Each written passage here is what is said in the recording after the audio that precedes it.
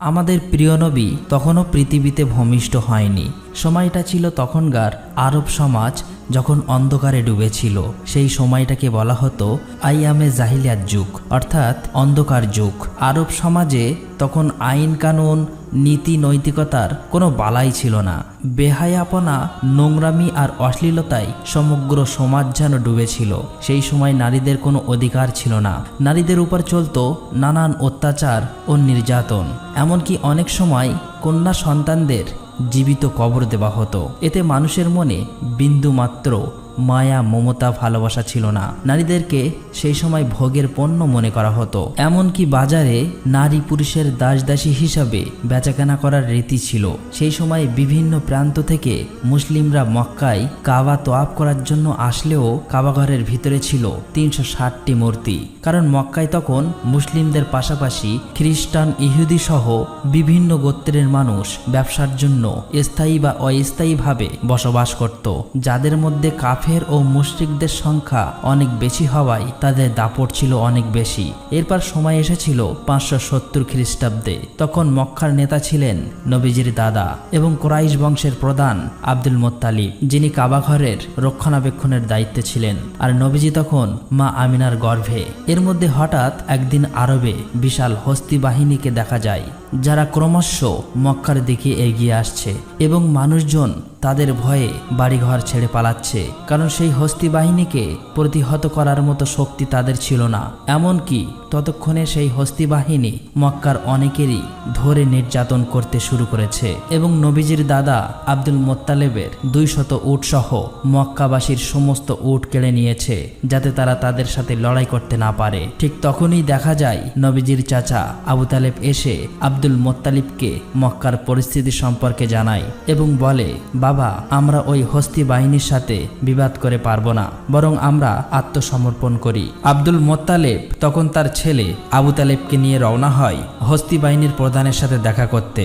আর এই হস্তি বাহিনীর প্রধান হলেন মক্কার পার্শ্ববর্তী এলাকা ইয়ামেনের শাসক আব্রাহা। তার ছিল অনেক ক্ষমতা ও শক্তির অধিকারী। মূলত আরব সমাজ যখন অন্ধকারে ডুবে থাকলেও সমগ্র পৃথিবীর বেশিরভাগ মানুষ জেনে গিয়েছিল যে ইসলাম ধর্ম হলো পৃথিবীর শ্রেষ্ঠ ধর্ম, সত্য ধর্ম এবং শান্তির ধর্ম। তাই বিভিন্ন প্রান্তের মানুষেরা তখন ইসলাম গ্রহণ করছিল এবং দলে দলে হজ করার জন্য মক্কায় আসত।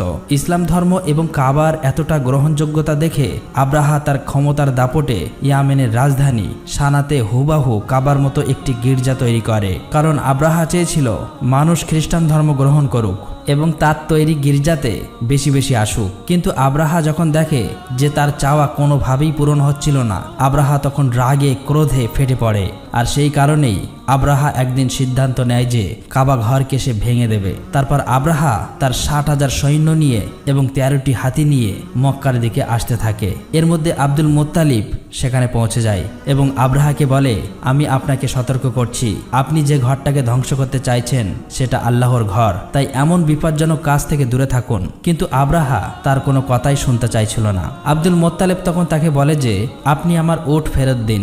এই কথা শুনে আব্রাহা বেশ অবাক হয়ে যায় এবং বলে যে, আমি আপনাদের প্রিয় উপাসনালয় ধ্বংস করে দিচ্ছি, যেখানে আপনাদের বাবা দাদারাও ইবাদত করে এসেছিল।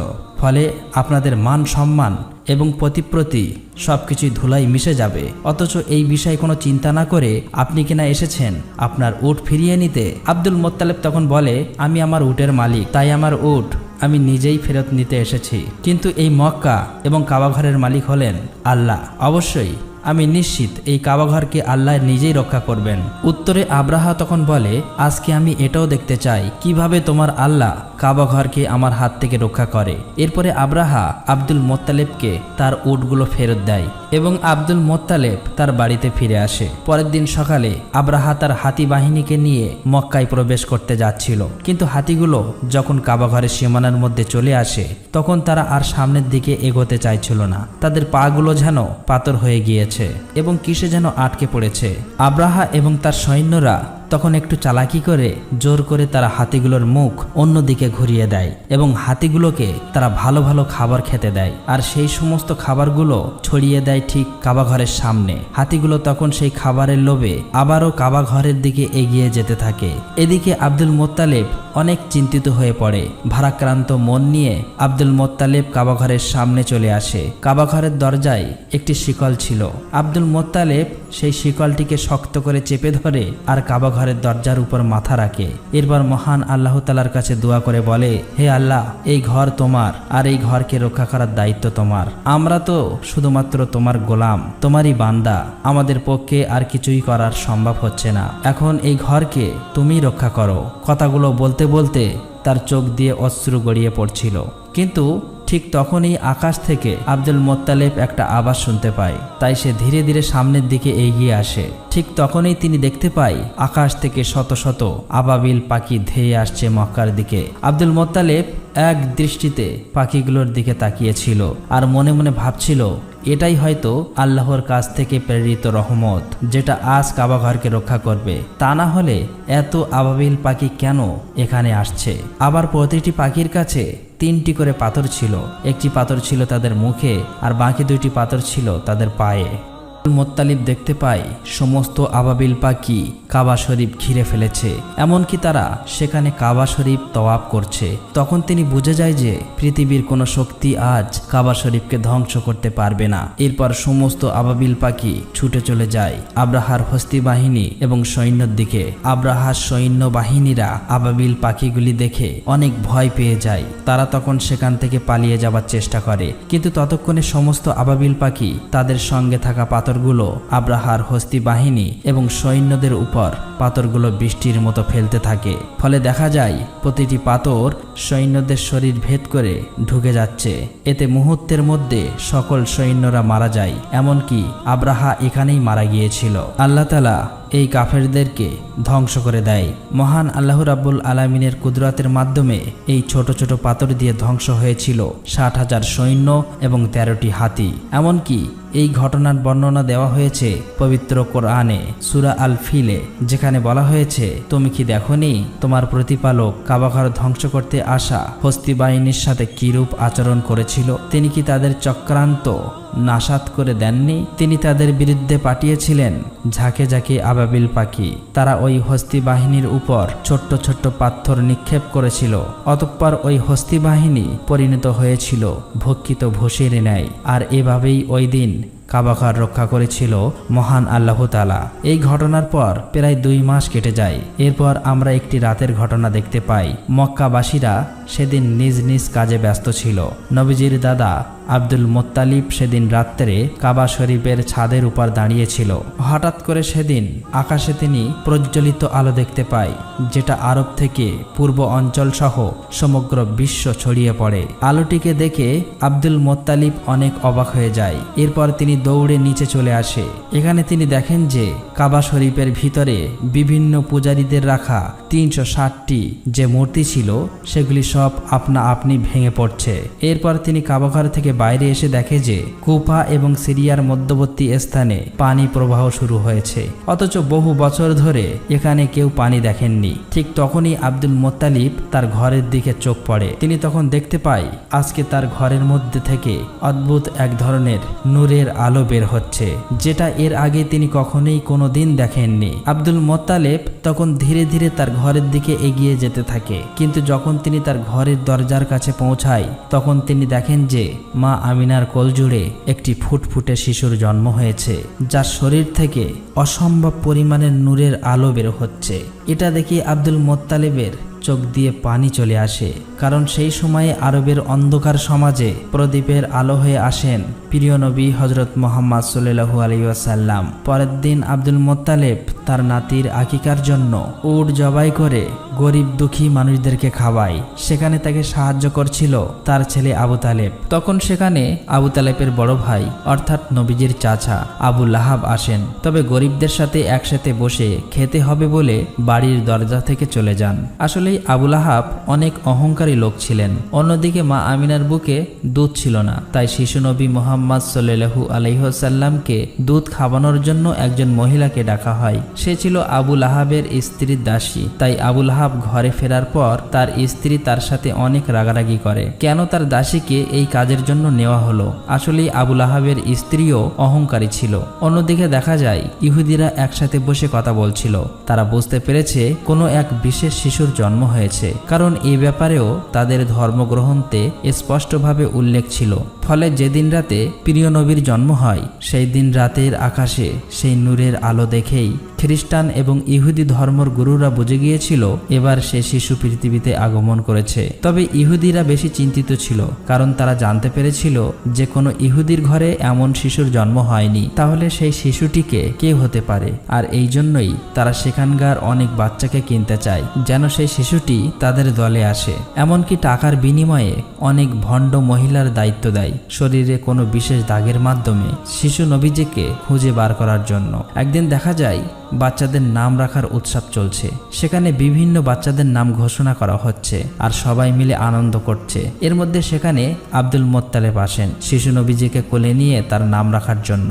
আব্দুল মোত্তালেব প্রথমে সেই কালো পাথরে হাত রাখেন, তখনই দেখা যায় কাবার সেই দরজার হাতলটি দরজায় বাড়ি মারছিল আর শিশু নবীর শরীর থেকে নূরের আলো বের হচ্ছিল। আব্দুল মোত্তালেব তখন সবার সামনে জনসম্মুখে শিশুটির নাম ঘোষণা করেন মুহাম্মদ। এটা শুনে সেখানে থাকা বিভিন্ন গোত্রের মানুষেরা বলতে থাকে যে এটা আবার কি নাম, এটা তো আমাদের কোনো দেবদেবীর নামের সাথে মেলে না। আসলেই তারা আগে কখনোই মোহাম্মদ নামটি শোনেনি, তাই সেখানে থাকা মানুষগুলো এটা নিয়ে বলাবলি করছিল। তখন সেখানে আবু তালেব সবার সামনে এসে বলে, হে লোক সকল, তোমরা থামো, এই শিশুটির নাম রাখা হয়ে গিয়েছে আর তোমরা কখনোই তা পরিবর্তন করতে পারবে না। এই বলে তিনি সবাইকে থামিয়ে দেন এবং সবাই তার স্বাচ্ছন্দ্যে মেনে নেন। এরপর দেখা যায় আবুল আহাব তার স্ত্রীর সেই দাসীকে ফেরত নিতে এসেছে, যে শিশু নবীকে প্রথমবার দুধ পান করিয়েছিল। ফলে ক্ষুধার্ত নবীজি আর দুধ পান করতে পারছে না। এ নিয়ে আব্দুল মোত্তালেব সরাসরি আবুল আহাবের কাছে আসে এবং এর কারণ জানতে চায়। আবুল আহাব তখন বলে, ওই দাসীকে আমার স্ত্রীর উপহার দিয়েছিলাম, তাই তার মালিক হলেন আমার স্ত্রী। এটা শুনে আব্দুল মোত্তালেব বললেন, তুমি মোহাম্মদের চাচা হয়েও এই কথা বলছো? অথচ আমি তো সব সময় মোহাম্মদের জন্য জীবন দিতে প্রস্তুত। তবে আল্লাহই তো মহান, তাই শিশু মোহাম্মদকে বেশি দিন দুগ্ধ কষ্টে থাকতে হয়নি। কারণ সে সময় আরবের রীতি ছিল যে সন্তান জন্ম নেওয়ার পর তাকে দুধপান করানোর জন্য এবং মরুভূমি থেকে দূরের মুক্ত আবহাওয়ায় লালন পালন করানোর জন্য বেদুইন মহিলাদের কাছে দিয়ে দেওয়া হতো এবং নির্দিষ্ট সময়ের পর আবার ফেরত নেওয়া হতো। এর আরেকটি কারণ ছিল বাচ্চাদের বিশুদ্ধ আরবি শেখানো, আর সবকিছুর জন্য বেদুইন মহিলাদের ভালো পরিমাণ অর্থ দেওয়া হতো। প্রতি বছরে একবার করে বেদুইন মহিলারা মক্কায় আসতো বাচ্চা দত্তক নিতে। এবারেও অনেক দম্পতি মক্কায় এসেছে। এর মধ্যে একজন দম্পতিকে দেখা যায় তারা বেশ ক্লান্ত ছিল আর তাদের উটটাও ক্লান্ত ছিল, কারণ মরুভূমির উত্তপ্ত গরমের মধ্য দিয়ে অনেক দূরের পথ পাড়ি দিয়ে এখানে আসতে হয়েছে তাদের। তাই প্রথমে তারা বাধ্য হয়ে তাদের উটকে কম দামে বিক্রি করে দেয় এবং বাচ্চা খুঁজতে থাকে। তারা আসতে দেরি করায় ততক্ষণে সব বাচ্চা দত্তক নিয়ে ফেলেছে অন্যান্য মহিলারা। এটা দেখে তাদের মন কিছুটা খারাপ হয়ে যায়। এদিকে কসাই যখন তাদের উটটাকে জবাই করতে যাবে, ঠিক তখনই উটটা উঠে দৌড় দেয় এবং নবীজির বাড়িতে প্রবেশ করে। এটা দেখে ওই মহিলার স্ত্রীও উটের পিছন পিছন নবীজির বাড়িতে প্রবেশ করে। তখন নবীজির মা আমিনা ওই মহিলাকে খুবই ক্লান্ত ও ক্ষুধার্ত দেখে খাওয়ানোর জন্য তাকে ঘরে নিয়ে যায় আর তার শিশু বাচ্চাটিকে দোলনায় শুইয়ে দিতে বলেন। মহিলাটি যখন তার বাচ্চাকে দোলনায় রাখতে যায়, তখন তিনি শিশু মোহাম্মদকে দেখতে পান, যার শরীর থেকে নূরের আলো চমকাচ্ছিল। সেই মহিলা তখন নবীজিকে কোলে তুলে নেন এবং তাকে ক্ষুধার্ত দেখে নিজের দুধ পান করান। আর এই মহিলাই ছিলেন নবীজির দুদুমা হালিমা। আসলে নবীজিকে লালন পালনের জন্য বেশি টাকা দেওয়ার সামর্থ্য নেই বলে নবীজিকে তখনও কেউ দত্তক নেয়নি। আসলেই নবীজিকে লালন পালনের জন্য বেশি টাকা দেওয়ার সামর্থ্য নেই বলে নবীজিকে তখনও কেউ দত্তক নেয়নি। তাই নবীজির দাদা আব্দুল মোত্তালেব এবং মা আমিনা শিশু নবীজিকে লালন পালনের জন্য এ ব্যাপারে কথা বলেন হালিমা এবং তার স্বামীর সাথে। মা হালিমা এবং তার স্বামী তাতে রাজি হয়ে যায়, যদিও তারা জানতো এই ব্যাপারে তারা ভালো কোনো অর্থ পাবে না। এরপর দেখা যায় মা আমিনা নিজে অনেক কষ্ট পেলেও নবীজিকে দুধমা হালিমার কাছে দিয়ে দেন এবং তাদেরকে দুটি উট এবং একটি গাদা দেওয়া হয়েছিল। হালিমা যখন নবীজিকে নিয়ে তার এলাকায় প্রবেশ করে তখন সেখানে বৃষ্টি শুরু হয়েছে, অথচ এর আগে বহু বছর এখানে বৃষ্টি হয়নি। পাশাপাশি নবীজি আসার পর থেকেই দুধমা হালিমার ঘর যেন আল্লাহর রহমতে ভরে গিয়েছে। আর এভাবেই কেটে যায় 2 বছর এবং চুক্তি শেষ হওয়ার কারণে দুধমা হালিমা এবং তার স্বামী প্রিয় নবীজিকে ফেরত দেওয়ার জন্য তার মা আমিনার কাছে নিয়ে আসে। নবীজি আসার সাথে সাথেই কাবা ঘর আলোয় ভরে ওঠে। অন্যদিকে মা আমিনা নবীজিকে দেখে খুশিতে কেঁদে ফেলে, কিন্তু কাবার আশেপাশে তখন একটি মহামারী রোগ ছড়িয়ে পড়েছিল। সেই সাথে নবীজির দাদা আব্দুল মোত্তালেব জানতে পারেন যে ইহুদিরা তখনও নবীজিকে খুঁজে বার করার চেষ্টা করছে। তাই খারাপ কিছুর আশঙ্কা থেকে নবীজিকে রক্ষা করতে আবারও নবীজিকে হালিমার সাথে পাঠিয়ে দেয়। এরপর কেটে যায় আরো 2 বছর। এর মধ্যে হঠাৎ একদিন নবীজির দুধমা হালিমা ভীষণ অসুস্থ হয়ে পড়েন। সেখানকার কবিরাজ এবং তান্ত্রিকরা এসে হালিমাকে সুস্থ করে তোলার চেষ্টা করছে, কিন্তু নবীজি এটা দেখে তান্ত্রিকদের সরিয়ে দেয়। যখনই নবীজি দুধমা হালিমার হাতে হাত রাখে তখনই দেখা যায় দুধমা হালিমা বেশ সুস্থ হয়ে গিয়েছে। আর এটা দেখে তান্ত্রিকরা অবাক হয়ে যায় এবং সেখান থেকে চলে যায়। তবে তান্ত্রিকরা বুঝে গিয়েছিল যে এই সেই বিশেষ শিশু, আর এই খবরটি তান্ত্রিকরা ইহুদিদেরকে জানিয়ে দেয়। ফলে নবীজিকে নেওয়ার জন্য শত্রুরা বিভিন্নভাবে হালিমার ঘরে আক্রমণ শুরু করে। আর এ থেকে হালিমা এবং তার স্বামী নবীজিকে রক্ষা করলেও তারা খারাপ কিছুর আশঙ্কা বুঝতে পেরে হালিমার স্বামী নবীজিকে নিয়ে মক্কার একটি পাহাড়ের উদ্দেশ্যে রওনা হয়। তবে এবারে বিদায় নেওয়ার সময় দুধমা হালিমা কান্নায় ভেঙে পড়ে। নবীজির দাদা এই খবর জানতে পেরে নবীজির কাছে চলে আসেন, আর গুহার মধ্যেই দাদা নাতি কাটিয়ে দেয় প্রায় 1 বছরের বেশি সময়। নবীজির উপস্থিতিতে মরুভূমি তখন প্রাণোচ্ছল হয়ে উঠেছিল। এরপর একদিন মা আমিনা সেই গুহা থেকে নবীজিকে নিয়ে মদিনাতে আসেন তার আত্মীয় স্বজনদের সাথে দেখা করতে এবং তার স্বামী অর্থাৎ নবীজির পিতা আব্দুল্লাহর কবর জিয়ারাত করতে। মূলত নবীজির জন্মের 2 মাস আগেই ব্যবসার কাজে আব্দুল্লাহ মদিনায় এসেছিলেন এবং সেখানে অসুস্থ হয়ে ইন্তেকাল করেছিলেন। তাই মদিনাতেই নবীজির পিতা দাফন করা হয়েছিল। মা আমিনা এখানেই নবীজিকে তার পিতা সম্পর্কে বলতে থাকেন এবং নবীজির সাথে একটা ভালো সময় কাটাতে থাকেন। কিন্তু মাত্র 2 মাসের মধ্যেই মা আমিনা হঠাৎ অসুস্থ হয়ে পড়েন। আর এই অবস্থাতেই নবীজিকে নিয়ে মদিনা থেকে ফেরার পথে মা আমিনাও ইন্তেকাল করেন। ফলে মাত্র 6 বছর বয়সেই নবীজি এতিম হয়ে যান। তবে এই অবস্থাতে ইহুদিরা নবীজির উপর আক্রমণ করলে নবীজির চাচা তাদেরকে প্রতিহত করেন। এরপর আবু তালেব নবীজিকে তার দাদা আব্দুল মোত্তালিবের কাছে মক্কায় নিয়ে আসেন। আব্দুল মোত্তালেব এবং নবীজি সব সময় একসাথেই থাকতেন। এমনকি কাবার রক্ষণাবেক্ষণ এবং মক্কায় হজ করতে আসা মানুষদের দাদার সাথে নবীজিও সহযোগিতা করতেন। তবে সেই সময় একদিন কাবা তওয়াফ করার সময় আব্দুল মোত্তালিব হঠাৎ করে অসুস্থ হয়ে পড়েন। আর এই সুযোগেই নবীজির অহংকারী চাচা আবু লাহাব চাই কুরাইশদের নেতা হতে, কিন্তু কিছুদিনের মধ্যেই আব্দুল মোত্তালেব নবীজিকে তার চাচা আবু তালেবের হাতে তুলে দেয় এবং কিছুদিন পর নবীজির দাদা আব্দুল মোত্তালেব ইন্তেকাল করেন। ফলে মাত্র 8 বছর বয়সে নবীজি একেবারেই একা হয়ে যায়। এরপর চাচা আবু তালেবের সঙ্গে নবীজি মক্কাতে জীবনযাপন করতে থাকে। সেখানে নবীজি ছাগল চড়ানো সহ বিভিন্ন কাজ করতেন। তবে একদিন নবীজি দেখেন যে নবীজির সেই অহংকারী চাচা আবু লাহাব সোয়াইব নামের একজন দাসীকে অন্যের কাছে বিক্রি করে দিচ্ছে। কিন্তু সোয়াইবের স্বামী সেটা না করার জন্য আবু লাহাবকে অনুরোধ করতে থাকেন, কারণ সে অসুস্থ ছিল।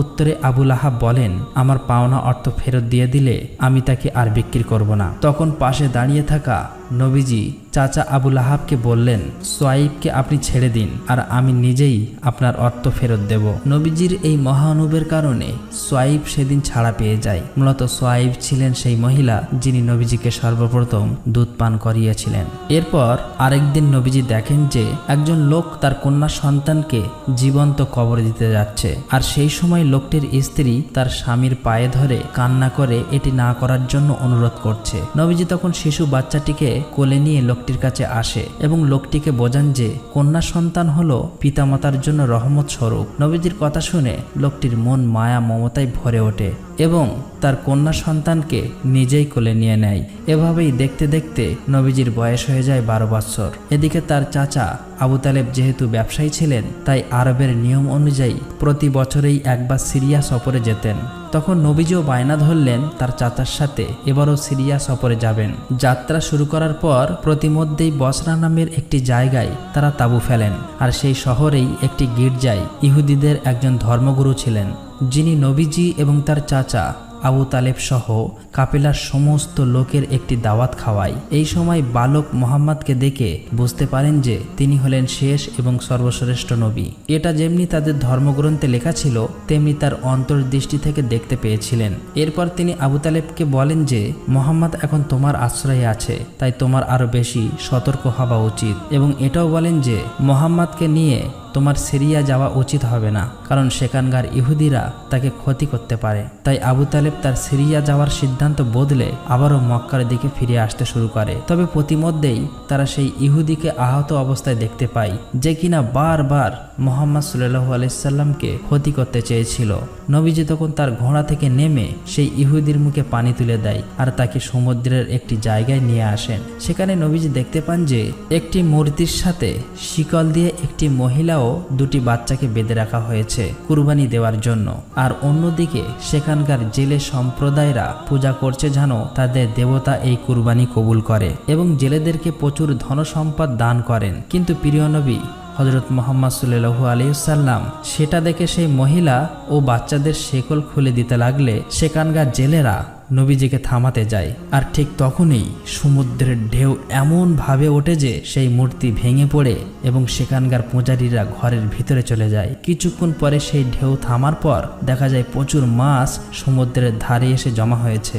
এটা দেখে জেলেরা অবাক হয়ে যায় এবং দ্রুত সেই মাছগুলো ধরতে থাকে। আর দূর থেকে এইসব দেখে সেই ইহুদি লোকটি অবাক হয়ে যায়। আসলে আল্লাহ পাকের কাছে এটা নবীজির দোয়া ছিল। শেষ দৃশ্যে দেখা যায় আবু তালেব বৃদ্ধ হয়ে গিয়েছে আর তিনি কাবার সামনে দাঁড়িয়ে মক্কার সমস্ত লোককে আহ্বান করছে কোনো রকম দ্বন্দ্ব বিবাদ ছাড়া ইসলামের পথে ফিরে আসতে এবং শান্তিপূর্ণ জীবনযাপন করতে। কিন্তু তখনও সেখানকার কিছু নেতারা আবু তালেব এবং হযরত মুহাম্মদ সাল্লাল্লাহু আলাইহি সাল্লামকে মিথ্যা প্রমাণ করতে চায়। তবে মক্কার মানুষ ততদিন পরিষ্কার হয়ে গিয়েছিল হযরত মুহাম্মদ সাল্লাল্লাহু আলাইহি সাল্লাম হলেন শেষ নবী এবং সর্বশ্রেষ্ঠ নবী। তাই তার ধর্মই হলো সর্বশ্রেষ্ঠ এবং সত্য ও শান্তির ধর্ম।